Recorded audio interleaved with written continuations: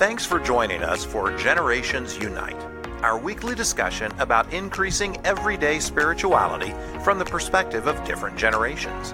We hope our conversations and meditations will help increase forgiveness, spiritual healing, prosperity, and living a life of freedom and self-expression. Now it's time for Generations Unite. Welcome. This is Paul. Hello, this is Megan. So this is the first episode of our podcast we're calling Generations Unite.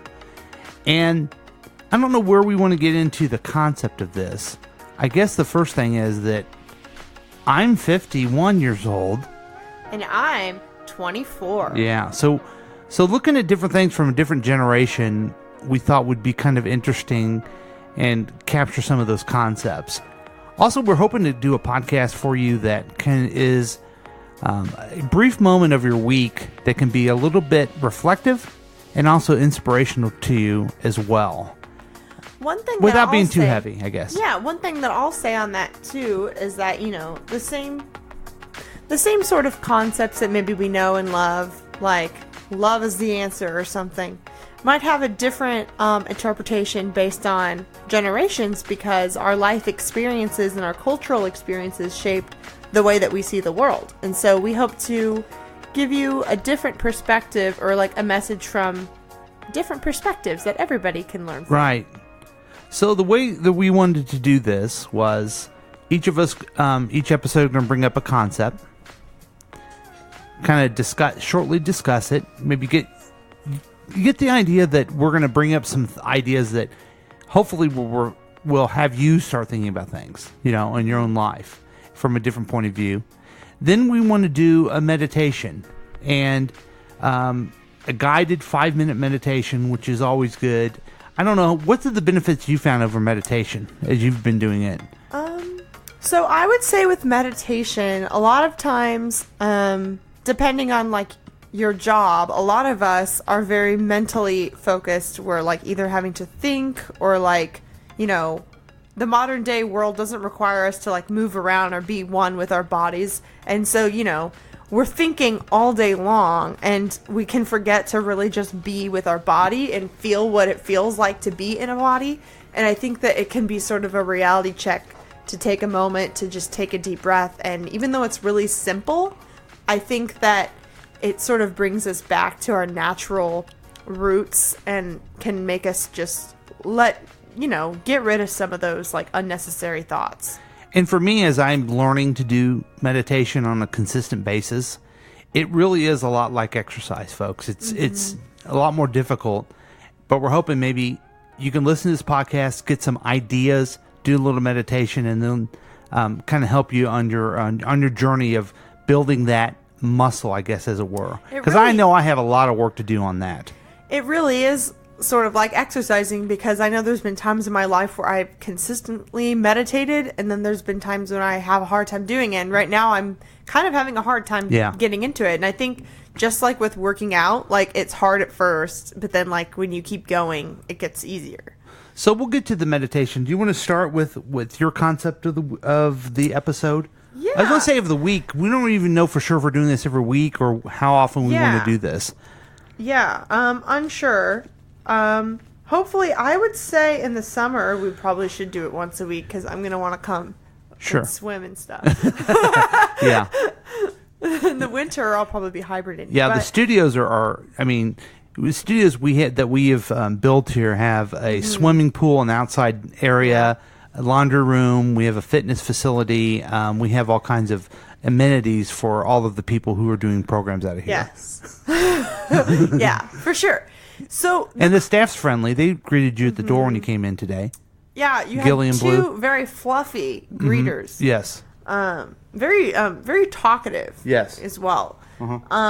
So the concept that I would like to start with is actually something that I asked you the other day is, how come when people are passionate or optimistic at all, it's sort of seen as being naive? Like, why, or like hopeful at all? Yeah. I mean, and you can take a look at like our political climate right now, like the culture, like in America right now, like there's a lot that is making people uneasy and fearful. How come when people approach that, which with what I think is bravery, it is seen as being naive or stupid or silly? And what can we do about that? So, well, I mean, I can speak as well. That's the point of the show. I'm speaking as the old guy. So when you're younger, you have passion, and you want to put your passion behind ideas, and then you learn about the difficulties of life, the challenges that you have, the responsibilities that you have on a day in and day out basis. And I think a lot of times people your age are discouraged by people my age because we think, man, when I was 24 years old, I wish I would have had a better job, a better pension, a better health care plan, better retirement savings, all that type of stuff, because things do get hard in your life. Things pop up that you don't expect. And I think that's what happens. We think that, a young person that doesn't think about those things only follows their passion or being naive with the challenges of life. And what's sad about it on the other side of the coin is that's what joy is, following your passion. And, the challenge I've had recently, and, a direct correlation why I'm doing yet another podcast for all of you to listen to, is that I want to do a better job of following my passion. I want to bring back that happiness of when I was a little bit younger, following a passion that I had. Because regardless of what happens to it, does it become profitable? Does it become noticed? It doesn't really make a difference. You follow your passion and joy is there at the end of it. Yeah, and that's, I think, one of the reasons why I wanted to ask you this is because I know that in your life, you've had big dreams and you've shown a lot of perseverance in going toward them, and you've always had people tell you, well, you'll see when you're older, or well, you don't know, things like that. And but in my perspective, you still went for it anyway. Right. I guess the only thing I would say is, if any younger people are getting that from people, realize those people are only doing it because they care. Because I look at advice in the past and I wish I would have listened to it to avoid some pain that I had. I don't regret not following advice, not to follow my passion, though. You see the difference? Yeah. So maybe people were just trying to help you be safe, but not squash on your passion. Yes, they were trying to be safe. In fact, our friend Ben Jameson, in his book, what's the name of his book? Godless Spirituality, or Church-Free Spirituality? Church-free, yeah. One of the concepts he has is, whenever you have a negative thought of, I can't do that, or that's too much risk, you should reward yourself. Not really reward yourself, but thank yourself for keeping you safe. Yes, I love that. And the idea is you probably should do the same when people are telling you the same thing. You should say, well, thanks for caring enough about me to try to keep me safe. Does that make sense? Yeah, that's very true. And I think that from my perspective, when I hear people regarding me as though I'm naive, the way I see it is almost like they're projecting their negativity and their bad experiences onto me that I haven't had. And you're right. Life is challenging. So when you get older, you face those challenges. But sometimes it could just feel like, okay, just because it didn't work out for you doesn't mean it's not going to for me. And I don't need your negativity to try and get me down. Because the only way for anyone to succeed is with positivity. And the more negativity and baggage you have, that just makes it harder. I think you're right, though. I think there's a lot of people who want to throw negativity out because they either failed or they don't want you to succeed. But I think the key would be to turn it into positive and not let it bring you down. Yeah, and I think, too, especially with family, they want to keep you safe. It is coming out of love more often than not. But, maybe, other... Well, even if other people do it, why can't we look at it as if it's coming out of love? Just because so we don't get harmed by that negativity. Yeah. So I guess. So to wrap up this topic, what's your thoughts on how to follow passion from your generation? I think that the economy is changing faster than we even really understand, and that young people are, just from following their passions, are becoming, like millionaires or like just wealthy or making it overnight. They're like making it overnight just by being themselves and sharing their gifts with the world. And I think that we're entering a new sort of way of being, like with the internet and with other things that are coming up, that and even in the workplace, people are more likely to do like freelance or gig economy sort of stuff. Side hustles. Yeah, things are changing so much to where it's even easier now than it ever has been to follow your passion, because you can connect with anyone in the world online and you can create a niche for yourself and find a big enough target market to go after, because everyone is at your fingertips. And I think that young people need to realize that there will be challenges, but that we have a huge upper hand that older people did not have. And a lot of times older people just do not understand what it is that we're even doing. Like, for example, with my YouTube channel, like I have 7,000 people that are subscribed to me, which is not, it's pretty small as far as other YouTube channels go, but pretty large from my perspective. And I think, you never could have done that at my age.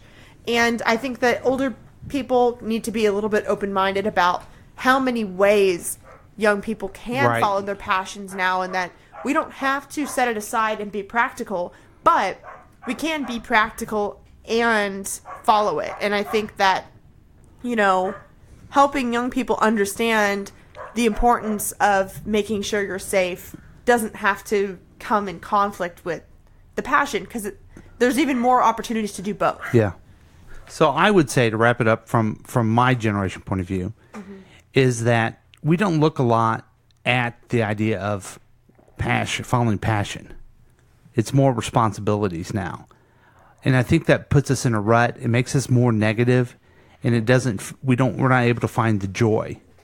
And as I'm saying this, I guess this or any other podcast that I do, I want everyone to know this. I'm not really telling you this. I'm telling myself this. Okay? I'm not like, you should follow your passion like me. I'm just telling myself that when you follow passion, you find joy. And when you're older, you can look at things differently. You were just talking about following your passion and talking about economy and jobs. Well, there's so much more to that. That's true. And once you're, from a different, you have different responsibilities in different era, you can open that up. The possibilities can be endless of what your passion could be. And what is difficult when you're middle-aged is, oh, yeah, back in the past I drew, but I don't do that anymore. I was a singer and you don't do that anymore. What kind of 15-year-old man's going to be a singer or a dancer or whatever fun thing you did as a kid? Well, you should try to figure out a way to do that anyway.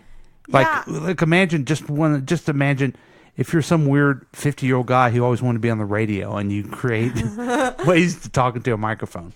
That's insane, but it brings joy to you and it doesn't hurt anybody. Yeah, and I think when I say economy, I do think that a lot of young people do sort of idealize wanting to make their passion into a career. But at the same time, a lot of us are so frustrated by the economy at all, where it would be great to even make enough money to be able to even have enough free time to be able to do something fun and support that. So that's like a whole other thing, is that it doesn't even have to be a job. But I know, like, friends of mine or whatever, like, really enjoy like making music, but are working so much that they don't even feel like they're so exhausted trying to do all the household stuff and go to work that they don't even support that. I was going to add that one last thing I'm glad you brought that up, because I was going to add that if let's say you're a musician, but you aren't at a point where it can pay for the things you want to pay for. If you work during the day, there's somewhere in your mind you have to click, I'm following my passion of music by working here. I completely agree. And I know you have trouble with that, with a regular job. How does this relate to what I'm doing? It should be it's all together. You know, getting a graduate degree is part of another passion, even though you have to write papers and stuff like that. You know, I don't think people tie it in enough together. Yeah, it's like finding that reason, and it doesn't even have to be something super creative. It could just be your family. Yes, you know? right. Like it's like, what is that brings you joy? Like you're saying, passion brings you joy. Like, what is it that brings you joy in life?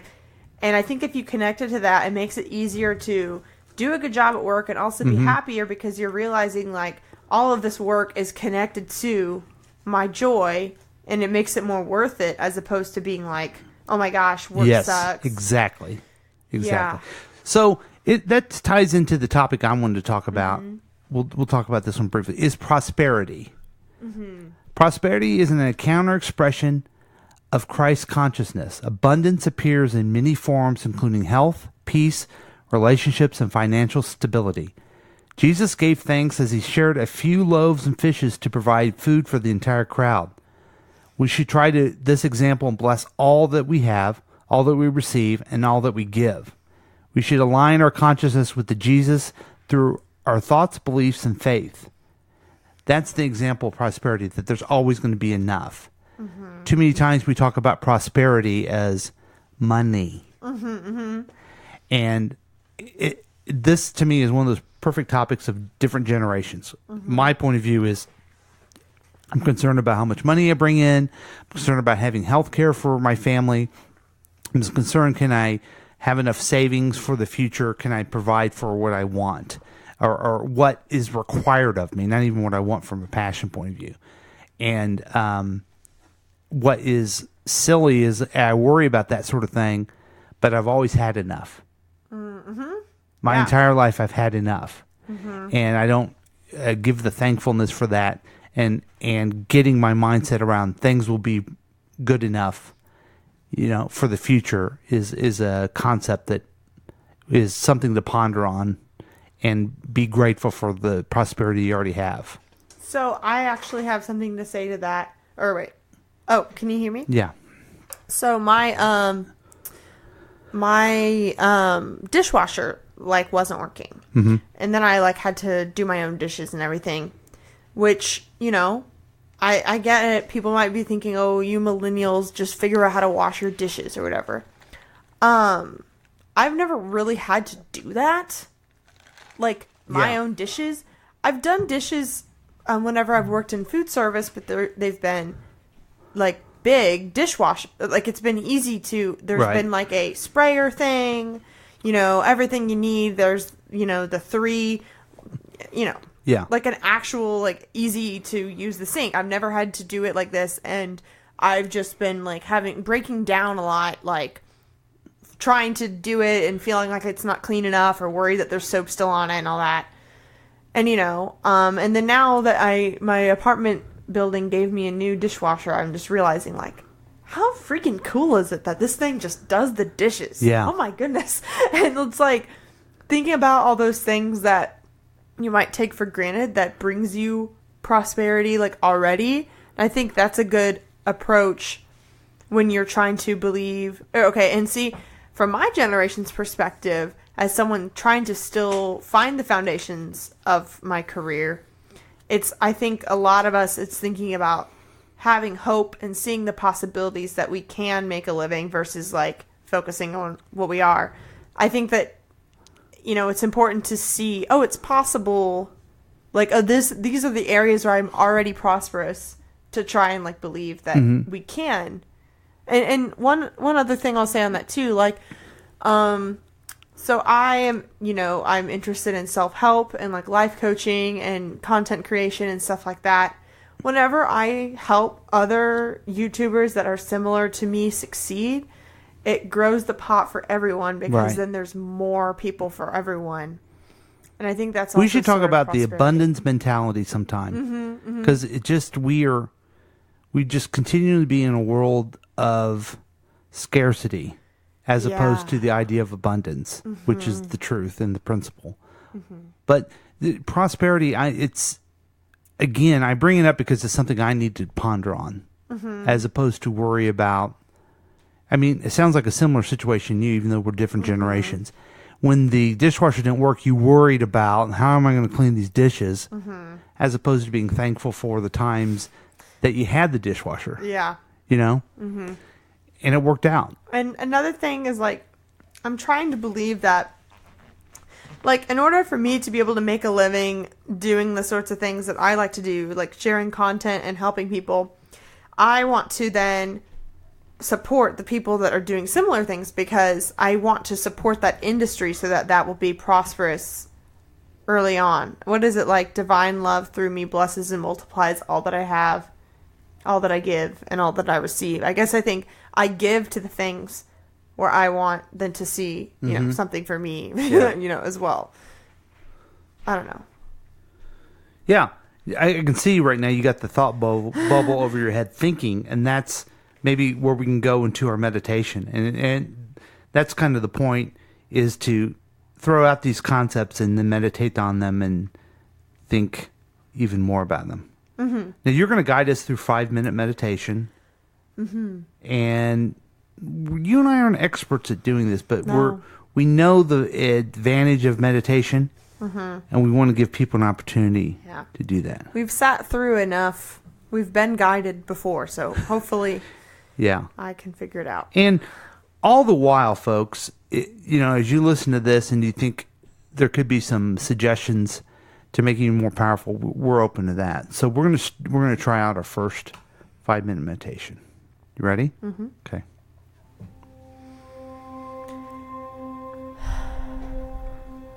I want everyone, as we begin the meditation, to really start to pay attention to where you are right now. If you feel any tension in your body, relax it and sit into a position that feels the most comfortable to you. You're welcome to close your eyes. Take a deep breath. Out.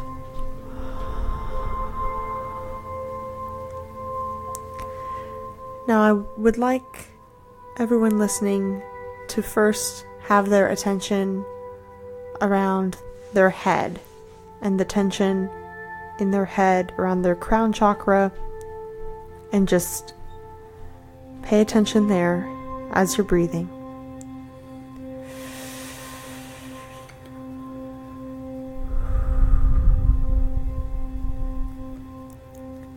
Let go of all of the tension around your jaw and your eyebrows. If they're furrowed, just notice.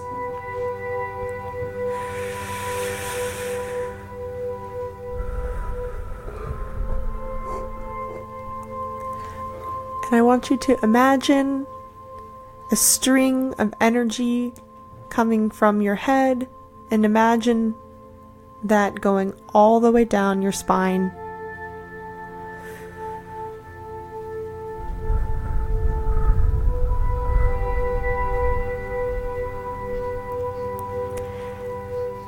And feel how that energy has made its way down your spine.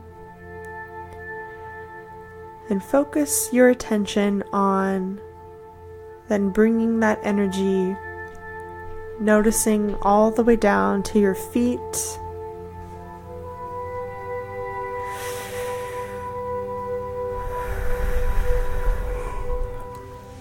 And then grounding yourself into the earth.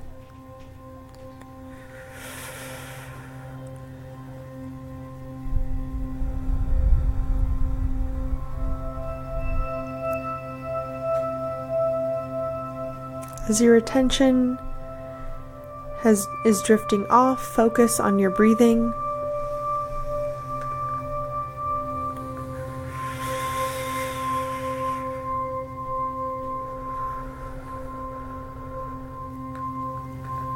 Release any tension that you feel in your body and just accept it as is. Accept that tension is normal And thank your body for trying to keep you safe in that tension.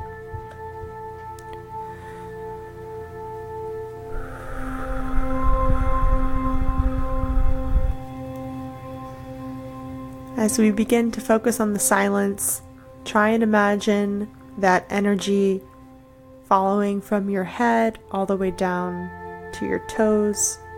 Imagine yourself planted in the ground with roots all the way down into the earth. And imagine that energy going all the way up into your head in a light beam up into the cosmos. And just focus on that as you breathe.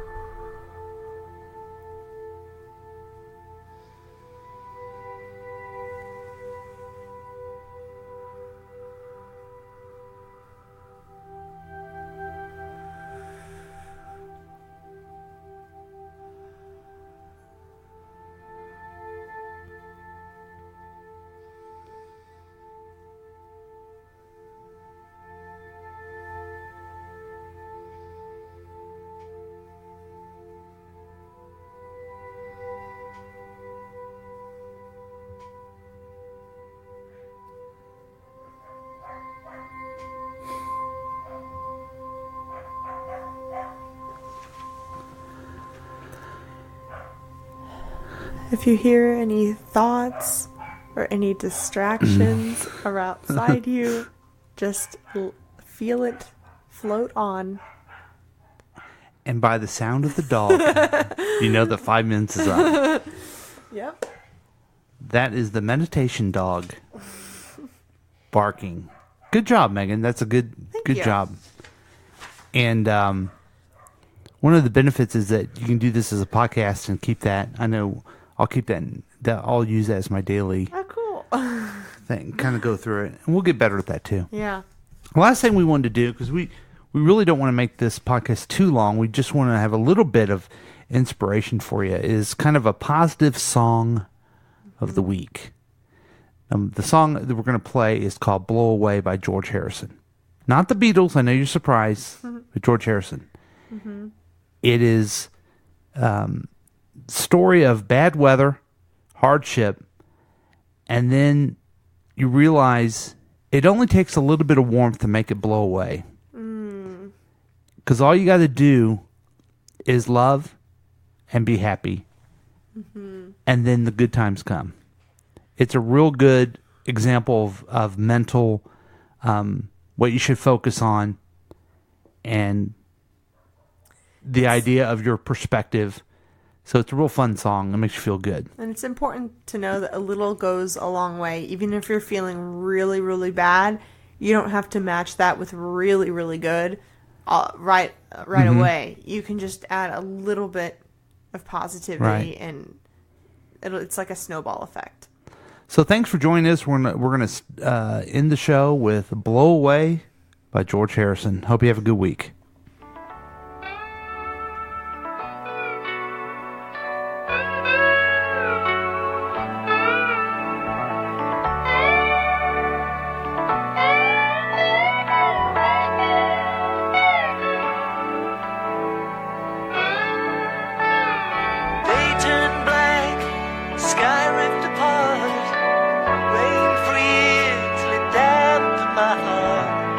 Cracks in the leaves, the floor